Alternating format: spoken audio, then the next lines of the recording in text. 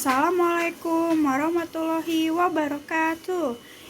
Perkenalkan, nama saya Muti Liana Putri Tampu Bolon dari kelas 11 IPA 4. Di sini kalian semua apa kabar? Semoga kalian semua yang menonton video ini dalam keadaan sehat. Dan semoga lewat video ini kalian semua mengerti apa sih fluida itu. Pengertian fluida. Fluida adalah zat yang dapat mengalir. Kata fluida mencakup zat cair, air, dan gas. Karena kedua zat ini dapat mengalir, sebaiknya batu dan benda-benda keras atau seluruh zat padat tidak digolongkan ke dalam fluida karena tidak bisa mengalir. Susu, minyak pelupas, dan air merupakan contoh zat cair. Dan semua zat cair itu dapat dikelompokkan ke dalam fluida karena sifatnya yang dapat mengalir dari satu tempat ke tempat yang lain. Selain zat cair, zat gas juga termasuk fluida. Zat gas juga dapat mengalir dari satu tempat ke tempat yang lain. Hembusan angin merupakan contoh udara yang berpindah dari satu tempat ke tempat lain. Fluida merupakan salah satu aspek yang penting dalam kehidupan sehari-hari. Di sini yang pertama kita bahas adalah fluida statis. Fluida statis adalah fluida yang berada dalam fase tidak bergerak atau diam, atau fluida dalam keadaan bergerak tetapi tidak ada perbedaan kecepatan antara partikel fluida tersebut, atau bisa dikatakan bahwa partikel-partikel fluida tersebut bergerak dengan kecepatan seragam sehingga tidak memiliki gaya geser. Contoh fenomena fluida statis dapat dibagi menjadi statis sederhana dan tidak sederhana. Contoh fluida yang diam secara sederhana adalah air di bak yang tidak dikenai oleh gaya apapun, seperti gaya angin, panas, dan lain-lain, yang mengakibatkan air tersebut bergerak. Contoh fluida statis yang tidak sederhana adalah air sungai yang mengalir kecepatan seragam pada tiap partikel di berbagai lapisan dari permukaan sampai dasar sungai. Sifat fluida statis, yaitu sifat fluida dapat ditentukan dan dipahami lebih jelas saat fluida berada dalam keadaan diam atau statis. Sifat-sifat fluida statis diantaranya massa jenis, tegangan permukaan, kapilaritas, dan viskositas. Viskositas itu apa ya?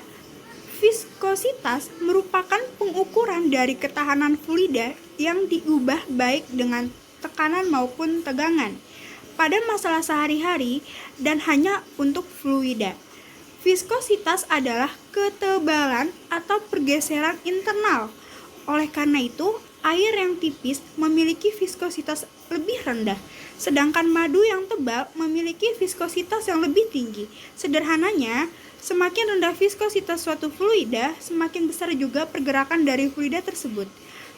Viskositas menjelaskan ketahanan internal fluida untuk mengalir dan mungkin dapat dipikirkan sebagai pengukuran dari pergeseran fluida.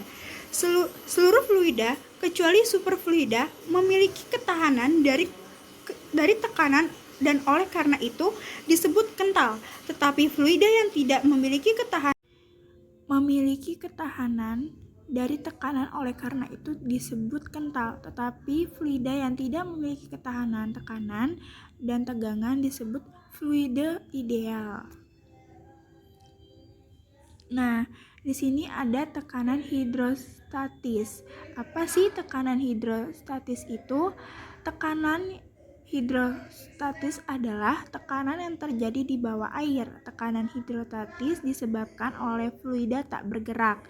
Tekanan hidrostatis yang dialami oleh satu titik di dalam fluida diakibatkan oleh gaya berat fluida yang berada di atas titik tersebut. Jika besarnya tekanan hidrostatis pada dasar tabung adalah P, menurut konsep tekanan, besarnya P dapat dihitung dari perbandingan antara gaya berat fluida F dan luas permukaan bejana A.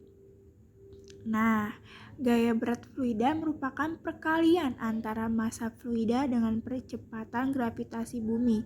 Ditulis P sama dengan massa dikali gravitasi bumi per A. Oleh karena M sama dengan yang tertera di layar. Lalu kita lanjut ke mekanika fluida. Mekanika fluida adalah subdisiplin dari mekanika kontinum yang mempelajari fluida yang dapat berupa cairan dan gas. Mekanika fluida dapat dibagi menjadi fluida statik dan fluida dinamik. Fluida statis mempelajari fluida pada keadaan diam, sementara fluida dinamis mempelajari fluida yang bergerak. Nah, di sini ada aliran fluida. Aliran fluida dapat dikategorikan sebagai berikut. Yang pertama, aliran laminar, aliran dengan fluida yang bergerak dalam lapisan-lapisan atau lamina-lamina dengan satu lapisan meluncur secara lancar. Dalam aliran laminar ini, viskositas berfungsi untuk meredam kecenderungan terjadinya gerakan relative antara lapisan sehingga aliran laminar memenuhi hukum viskositas Newton.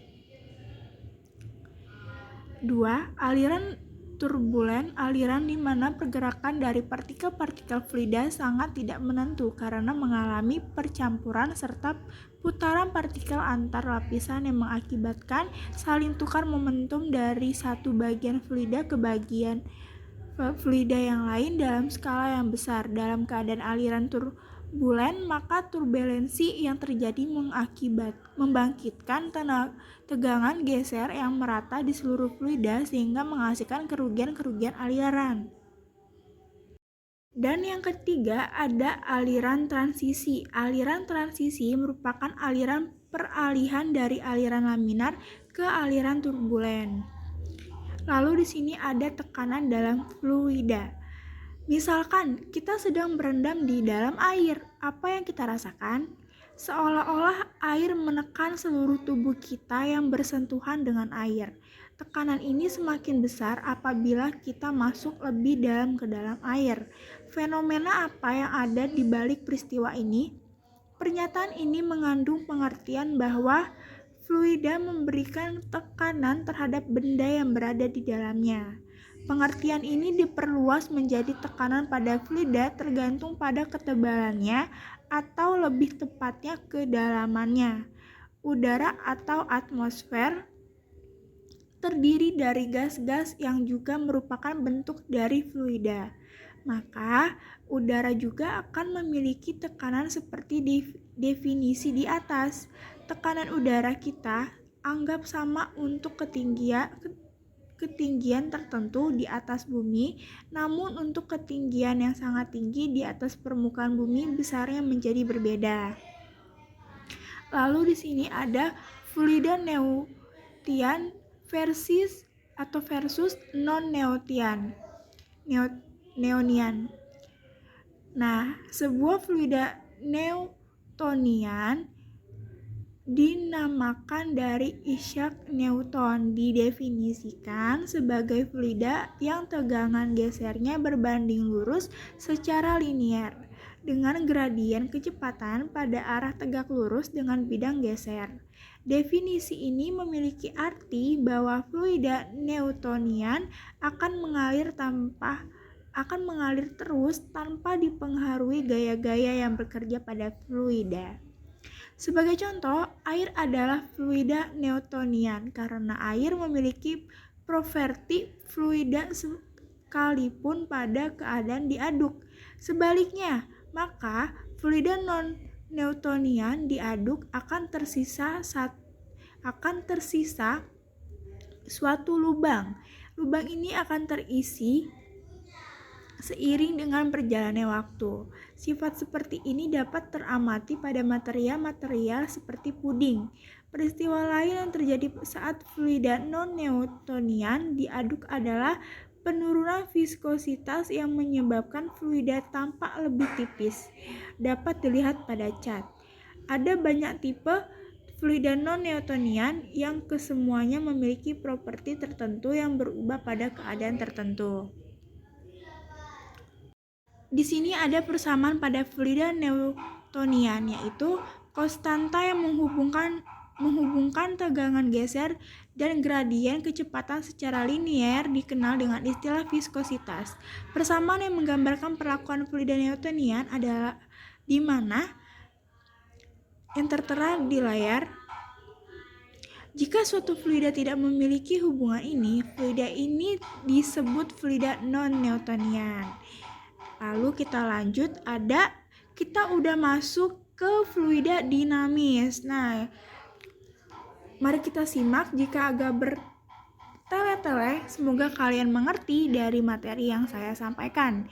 Oke, kita lanjut ke materi fluida dinamis. Apa sih fluida dinamis itu? Pengertian fluida dinamis. Fluida dinamis adalah fluida bisa berupa zat air, zat cair, gas yang bergerak. Untuk memudahkan dalam mempelajari, fluida di sini dianggap steady, mempunyai kecepatan yang konstan terhadap waktu, tak termampatkan atau tidak mengalami perubahan volume, tidak kental, tidak terbulan, atau tidak mengalami putaran-putaran. Oke, kita lanjut. Di sini adalah besaran-besaran dalam fluida dinamis. Yang pertama ada debit aliran, jumlah volume fluida yang mengalir per satuan waktu, atau di sini ada keterangan-keterangannya. Lalu dilanjut ada persamaan kontinuitas. Air yang mengalir di dalam pipa air dianggap mempunyai debit yang sama di sembarang titik. Atau jika ditinjau dua tempat, maka debit aliran 1 sama dengan debit aliran 2. Atau ada juga di sini ada hukum Bernoulli. Hukum Bernoulli adalah hukum yang berlandaskan pada hukum kekekalan energi yang dialami oleh aliran fluida. Hukum ini menyatakan bahwa jumlah tekanan, energi kinetik per satuan volume, dan energi potensial per satuan volume memiliki nilai yang sama pada setiap titik sepanjang suatu garis arus. Terima kasih. Gimana? Semoga teman-teman semua yang menonton video ini mengerti dan paham mengenai materi fluida. Jika materinya kurang lengkap, mohon dimaklumkan karena kita sama-sama belajar. Terima kasih. Semoga video ini bermanfaat buat kita semua.